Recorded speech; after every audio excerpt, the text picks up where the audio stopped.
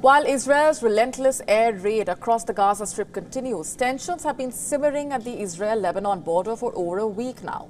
Artillery exchange between Iran-backed Hezbollah and the IDF forces seeing an unprecedented escalation, unheard of since the Lebanon war back in 2006.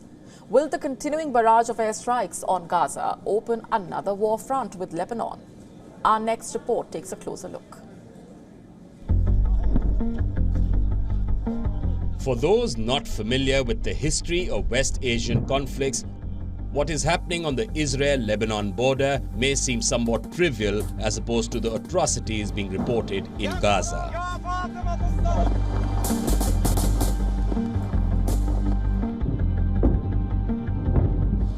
Over a dozen people have been killed by mostly IDF troops and Hezbollah fighters.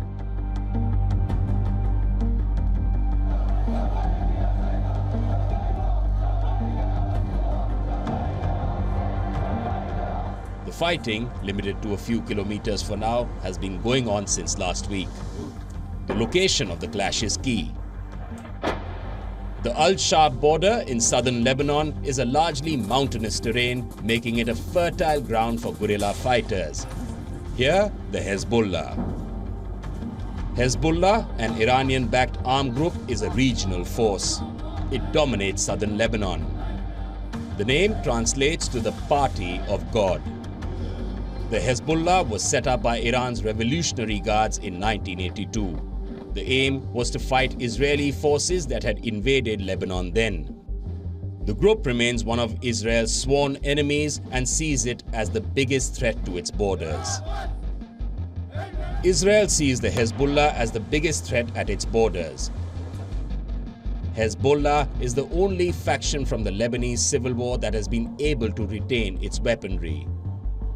It was Hezbollah and its guerrilla fighters that aided Lebanese victory against Israel in 2006. There has been no major Israel-Hezbollah face-off since then, but the recent escalations have ignited fears and revived memories of a conflict between the two. Hezbollah till now has not hinted at their direct involvement. Regional observers say, given the current economic and political climate of Lebanon, their entry seems unlikely. But on the slight chance that it does happen, then West Asia might be staring at a more grim reality. There has been nothing concrete said yet. The Iranian foreign minister, however, did hint at the possibility of a wider battle.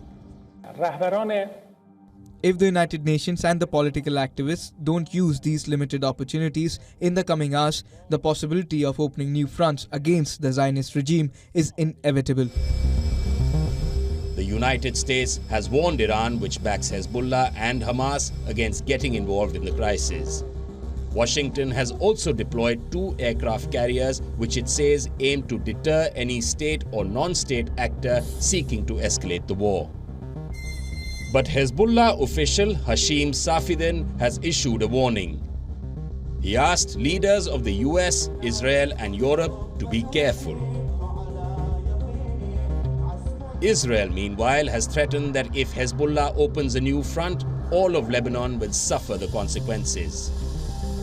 Israeli missiles can level Lebanon and destroy its infrastructure, kill people and worsen the already staggering financial crisis. Israel also cannot afford a war on another front. Unlike the Hamas or Palestinian Islamic jihadists, Hezbollah comprises a battle-hardened group. They have precise long-range missiles. Their ammunition kitty has increased multifold in recent years. All parties are aware of the dire consequences of what can happen if the war spills over. Despite that, there is always the chance of a miscalculation in an active war. Keeping this in mind, West Asian countries like Saudi Arabia and Kuwait have advised their residents to avoid traveling to Lebanon for the time being and asked those in the country to leave as soon as possible.